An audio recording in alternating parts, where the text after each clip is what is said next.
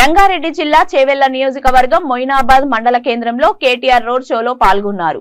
ఆయనకు బీఆర్ఎస్ నాయకులు మంత్రి పట్నం మహేందర్ రెడ్డి, చేవెళ్ల ఎంపీ రంజిత్ రెడ్డి, చేవెళ్ల ఎమ్మెల్యే కాల యాదయ్య, నాయకులు కార్యకర్తలు భారీ సంఖ్యలో స్వాగతం పలికారు. ఈ సందర్భంగా కేటీఆర్ మాట్లాడుతూ మీ ప్రాంతంలో చాలా పరిశ్రమలు వచ్చాయన్నారు.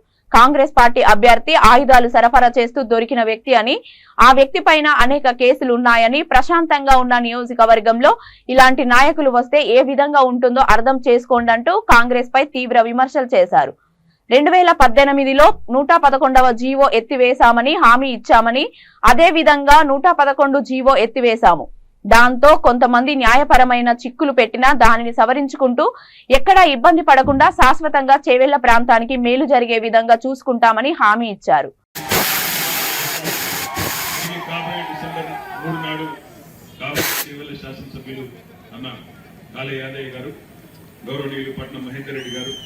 డాక్టర్ రంజిత్ రెడ్డి గారు, చేవెళ్ల ఇన్ఛార్జ్ గా పనిచేస్తున్న మా తమ్ముడు కార్తిక్ రెడ్డి గారు, గౌరవనీయులు స్వప్న గారు, దేశమల్ల ఆంజనేయులు గారు, అదేవిధంగా అనంత్ రెడ్డి గారు, వెంకటరెడ్డి గారు, ఇంకా వేదిక పైన ఉన్న దయచేసి వెనకాల ఉన్న జనాలందరూ ముందు దిక్కు రావాలా, వెనకాల దిక్కున్న వాళ్ళందరూ ముందరికి రావాలా.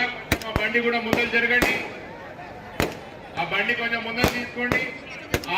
ఆ స్పీకర్ అది మైక్ కూడా మా ప్రజలకు ఇది కావాలి అది కావాలని ప్రజల గురించి అడుగుతాడు తప్ప ఎన్నడూ ఒక్కరోజు కూడా సొంత పని అడగని ఎమ్మెల్యే గారు ఎవరు ఉన్నారంటే మీ ఎమ్మెల్యే గారు పోయింది. మీ ప్రాంతంలో పరిశ్రమలు వచ్చినాయి, చాలా మంచి కార్యక్రమాలు జరిగినాయి. రేపటి రోజున మళ్ళీ మూడోసారి కేసీఆర్ గారు ముఖ్యమంత్రి అయితే మా ఆడబిడ్డల కోసం కొత్తగా కొన్ని కార్యక్రమాలు కూడా చేయబోతున్నాం. కళ్యాణ లక్ష్మి లెక్కనే సౌభాగ్య లక్ష్మి అనే కొత్త కార్యక్రమం తీసుకుంటున్నాం.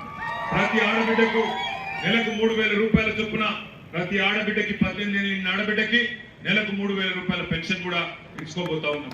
అదేవిధంగా ఆసరా పెన్షన్లు ఏవైతే ఇవాళ 2,000 వస్తున్నాయో వాళ్ళందరికీ నెలకు 5,000 రూపాయలు ఇచ్చే కార్యక్రమం.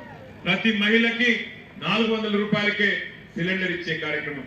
అదేవిధంగా ప్రతి ఇంటికి తెల్ల కారెడు ఉండే ప్రతి ఇంటికి సన్న బియ్యం ఇచ్చే కార్యక్రమం. ఈ రకమైన ఎన్నో కార్యక్రమాలు పెట్టుకొని ముందుకు పోతా ఉన్నాం. అందుకే మిమ్మల్ని అందరినీ కోరేది ఒకటే, ప్రశాంతమైన చేవెళ్లలో ఉండాలంటే, ప్రశాంతంగా తెలంగాణ ఉండాలంటే, కడుపు నిండా కరెంట్ రావాలంటే తప్పకుండా కాల యాదయ్య గారి కారు గుర్తు కోటేసి అందరూ కూడా గెలిపించాలని మనస్ఫూర్తిగా కోరుకుంటూ 9.5 ఏళ్లలో ఇక్కడ ఏ పంచాయతీలు లేకుండా, ఏ అనవసర గొడవలు లేకుండా, కక్షలు లేకుండా బ్రహ్మాండంగా అందరినీ కడుపులో పెట్టుకొని చూసుకుంటూ శాసనసభ్యుడిగా ఒక తండ్రి పాత్రలో అందరినీ కలిసిమెలిసి ముందుకు తీసుకుపోతున్న నాయకుడు యాదయ్య గారు. ఇవాళ కాంగ్రెస్ కానీ బీజేపీ కానీ ఇక్కడ నిలబెట్టిన అభ్యర్థుల గురించి మీకే తెలుసు. కాంగ్రెస్ అభ్యర్థి ఆయుధాల సరఫరా చేసే కేసులో దొరికిపోయిన వ్యక్తి, ఆయుధాలు అమ్మేటోళ్ళు, ఆయుధాలు సరఫరా చేసేటోళ్ళు, వాళ్ళ మీద కేసులు అదేదో గోల్డ్ మెడల్ లెక్క చూపెట్టుకునేటోళ్ళు, అట్లాంటి వాళ్ళు కావాలా లేదా గంగి